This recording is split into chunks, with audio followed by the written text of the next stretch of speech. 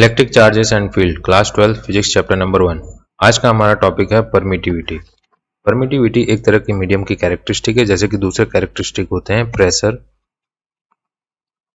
Temperature, colour, density, state, liquid या फिर solid. Okay, इसी तरह परमिटिविटी क्या है? परमिटिविटी भी एक मीडियम की कैरेक्टरिस्टिक है। परमिटिविटी का काम क्या है? सपोज हमारे पास दो चार्जेस है, plus Q and minus Q. अब ये दोनों चार्जेस एक दूसरे के ऊपर फोर्स अप्लाई करेंगे। हमने इन दोनों चार्जेस के बीच में एयर या फिर फ्री स्पेस रखा है मीडियम के तौर पे। ओके, तो प्लस क्यू माइनस क्यू के ऊपर सपोज 60 न्यूटन फोर्स अप्लाई कर रहा है, तो यहाँ माइनस क्यू पे हमें टोटल 60 न्यूटन फोर्स मिल रहा है, सारे का सारा फोर्स यहाँ मिल जाए। अब इन दोनों के बीच में हमने मीडियम प्रोवाइड कर दिया, ठीक है। यहाँ से 60 न्यूटन फोर्स अप्लाई हो रहा है और यहाँ पे सिर्फ 20 न्यूटन फोर्स हमें मिल रहा है, तो बाकी का जो 40 न्यूटन है इस मीडियम ने एब्जॉर्ब कर लिया। तो ये जो 40 है वो इसकी परमिटिविटी कहलाएगी। तो परमिटिविटी क्या है? जो फोर्स को एब्जॉर्ब कर ले रहा है, ठीक है। सपोज यहाँ पे हमारे पास दूसरा एग्जांपल है, यहाँ से 60 न्यूटन फोर्स अप्लाई हो रहा है और यहाँ पे 30 न्यूटन हमें फोर्स मिला, तो बाकी का जो 30 है इस मीडियम में एब्जॉर्ब कर ली, तो 30 क्या हो गई? इस मीडियम की परमिटिविटी। ओके, परमिटिविटी जैसे ही हम डिक्रीज कर रहे हैं तो फोर्स क्या हो रहा है? इंक्रीज हो रहा है। ओके, तो परमिटिविटी डिक्रीज करने पर फोर्स इंक्रीज होता है और परमिटिविटी इंक्रीज करने पर फोर्स डिक्रीज होता है। इसका मतलब परमिटिविटी का काम क्या है? Reduce the effect of force by charge. Permittivity को हम एप्सिलॉन से डिनोट करते हैं। अब हमारे पास कूलम कांस्टेंट का formula K equal to 1/4 pi epsilon. तो ये फॉर्मूला आया कहां से? तो इसके लिए देखिए, हमारे पास एक चार्ज है और ये चार्ज क्या करेगा? अपने सभी डायरेक्शन में फोर्स अप्लाई करेगा। सभी डायरेक्शन में, दैट मींस कितना डायरेक्शन हुआ टोटल? 360 डिग्री। और 360 डिग्री को हम क्या लिखते हैं? 4 पाई।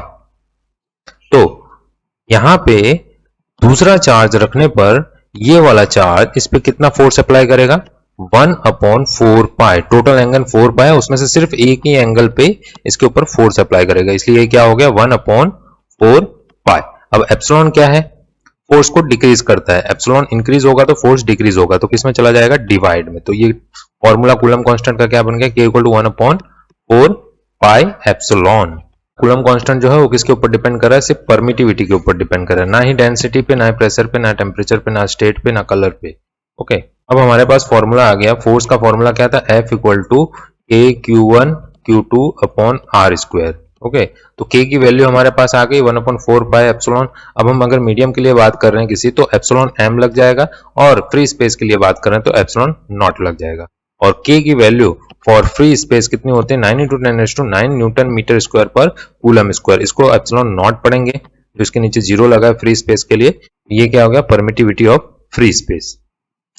परमिटिविटी ऑफ फ्री स्पेस की हमें वैल्यू फाइंड करनी है, तो हमारे पास K का फॉर्मूला क्या था? 1/4 पाई एप्सिलॉन नॉट, और उसकी वैल्यू तो 9 × 10⁹। तो यहां से हम एप्सिलॉन नॉट को सब्जेक्ट बनाएंगे, इक्वल टू 1/4 पाई K की वैल्यू पुट कर दी 9 × 10⁹, इक्वल टू कितना है? 8.85 × 10⁻12 कूलम स्क्वायर पर न्यूटन पर मीटर स्क्वायर। ये वैल्यू जो है 10 की पावर -2 बहुत ही ज्यादा मिनिमम है, इसलिए एप्सिलॉन नॉट की वैल्यू जो है मिनिमम है, और इसके लिए फोर्स क्या होगा?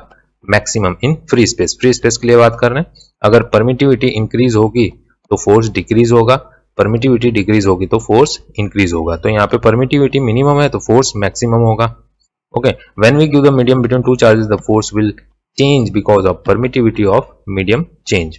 परमिटिविटी की वैल्यू जो है वो डेसिमल में होती है, उसको याद रखना थोड़ा सा डिफिकल्ट हो जाता है, इसलिए हम रिलेटिव परमिटिविटी स्टडी करते हैं। रिलेटिव परमिटिविटी क्या होता है? रिलेटिव परमिटिविटी में हम परमिटिविटी ऑफ फ्री स्पेस को परमिटिविटी ऑफ मीडियम के साथ कंपेयर करते हैं। तो परमिटिविटी ऑफ फ्री स्पेस और परमिटिविटी ऑफ मीडियम को कंपेयर करने पे फोर्स का भी कंपैरिजन होता है, तो एयर के फोर्स के साथ मीडियम का फोर्स हम कंपेयर करते हैं। रिलेटिव परमिटिविटी कैसे मिलती है?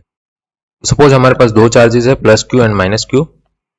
अब एयर के कंपेयर में इस दोनों चार्जेस के बीच में अगर हम मीडियम रखते हैं तो फोर्स कितना हो जाता है? हाफ हो जाता है, 1/2। तो इस मीडियम की रिलेटिव परमिटिविटी कितनी हो गई? 2 हो गई। ओके, इसी तरीके से अगर एयर के कंपेयर में हम मीडियम पुट करते हैं दोनों चार्जेस के बीच में, तो फोर्स कितना हो जा रहा है? 1/70। तो इसकी रिलेटिव परमिटिविटी कितनी हो गई? 70। अब एयर के कंपेयर में हम दोनों चार्जेस को किसी लिक्विड में रखते हैं, सपोज कि एक वाटर है। ओके, वाटर के अंदर हमने दोनों चार्जेस रखा है, plus Q and minus Q. अब एयर के कंपेयर में फोर्स कितना हो गया वाटर में रखने पर? 1/95। तो इसकी परमिटिविटी कितनी हो गई? 95। We say relative permittivity of water is 95. That means when charge kept in the water, force will decrease 95 times.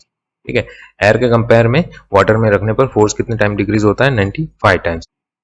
तो यही मैंने जो बताया आपको 1/2, 1/70, 1/95 क्या किया हमने? एयर के साथ कंपेयर किया in relation to the force in the air, called it relative force, and that permittivity is known as relative permittivity. Suppose हमारे पास कोई मीडियम है, उसकी परमिटिविटी कितनी है? डेसिमल में है 22.5 × 10⁻12। इसको याद रखना थोड़ा सा डिफिकल्ट हो जाता है, पर इसकी रिलेटिव परमिटिविटी अगर हमें पता है 95 है तो इसको समझना और याद रखना बहुत ही आसान हो जाता है, इसलिए हम रिलेटिव परमिटिविटी को स्टडी करते हैं। रिलेटिव परमिटिविटी को फाइंड करने के लिए फोर्स इन द एयर या फिर फोर्स इन फ्री स्पेस को हम फोर्स इन मीडियम के साथ डिवाइड करते हैं। दोनों के फोर्स का फॉर्मूला पुट कर पर 1/4 कैंसिल आउट हो गए, Q1 Q2 upon R square ये भी कैंसिल आउट हो गए, और रिलेटिव परमिटिविटी हमें क्या मिली? Epsilon m upon epsilon naught. तो ये रिलेटिव परमिटिविटी मीडियम की है। अब हमें परमिटिविटी ऑफ मीडियम फाइंड करना है, तो उसको हम सब्जेक्ट बना लेंगे, तो हमें क्या मिलेगा? Epsilon not into epsilon r। देखिए ये रिलेटिव परमिटिविटी किसकी है? मीडियम की है। अब हमें एयर की रिलेटिव परमिटिविटी फाइंड करना है। रिलेटिव परमिटिविटी में हम क्या करते हैं? फ्री स्पेस या फिर एयर के परमिटिविटी के साथ मीडियम की परमिटिविटी को कंपेयर करते हैं। ठीक है, अब हमें एयर का ही रिलेटिव परमिटिविटी फाइंड करना है, तो हम क्या करेंगे? उसी के साथ कंपेयर करेंगे, तो दोनों वैल्यू सेम हो जाएंगी, तो एक दूसरे से कैंसिल हो जाएंगे, तो वैल्यू कितनी आ जाएगी? 1 आ जाएगी। ये वैल्यू जो है मिनिमम है, फ्री स्पेस की रिलेटिव परमिटिविटी मिनिमम वैल्यू है, तो फोर्स क्या हो जाएगा? मैक्सिमम हो जाएगा। तो अगर रिलेटिव परमिटिविटी फ्री स्पेस की मिनिमम 1 है, तो मीडियम पुट करने पर हमेशा उसकी परमिटिविटी कितनी आएगी? 1 से ग्रेटर ही आएगी। ओके, तो फोर्स क्या होगा? हमेशा डिक्रीज होगा। परमिटिविटी इंक्रीज होने पर फोर्स डिक्रीज होता है। दैट मीन्स मीडियम के अंदर परमिटिविटी इंक्रीज हो जाएगी मीडियम पुट करने पर, और फोर्स डिक्रीज होने लगेगा। तो अगर आपको एमसीक्यू में क्वेश्चन आता है किसी मीडियम का परमिटिविटी फाइंड करने को बोल रहा है, ओके, और उसके 4 ऑप्शन गिवन है, जिसमें से 3 वैल्यू उसकी 0 पॉइंट समथिंग में है और एक वैल्यू ग्रेटर देन 1 है, तो आपका सही आंसर क्या होगा? ग्रेटर देन 1, क्योंकि 1 से लेस तो हो ही नहीं सकती। इसलिए मिनिमम परमिटिविटी हमें कहाँ मिलती है? फ्री स्पेस में, और मैक्सिमम फोर्स हमें कहाँ मिलता है? फ्री स्पेस में। देखिए अब हमारे पास फॉर्मूला है F equal to 1/4 epsilon m Q1 Q2 upon R square. इसे याद रखना थोड़ा सा मुश्किल हो जाता है, इसलिए एग्जाम में अगर रिलेटिव परमिटिविटी दी है तो हम ये फॉर्मूला यूज करेंगे। F equal to 1/4 epsilon not epsilon R Q1 Q2 upon R square. यहाँ पे इसकी वैल्यू हमें पता है, ये K की वैल्यू है, और K की वैल्यू कितनी है? 9 × 10⁹, और इसकी वैल्यू हमें याद रखना आसान होता है, इसलिए हम ये आसानी से सॉल्व कर सकते हैं। नेक्स्ट वीडियो में हम unit and dimension of permittivity study करेंगे।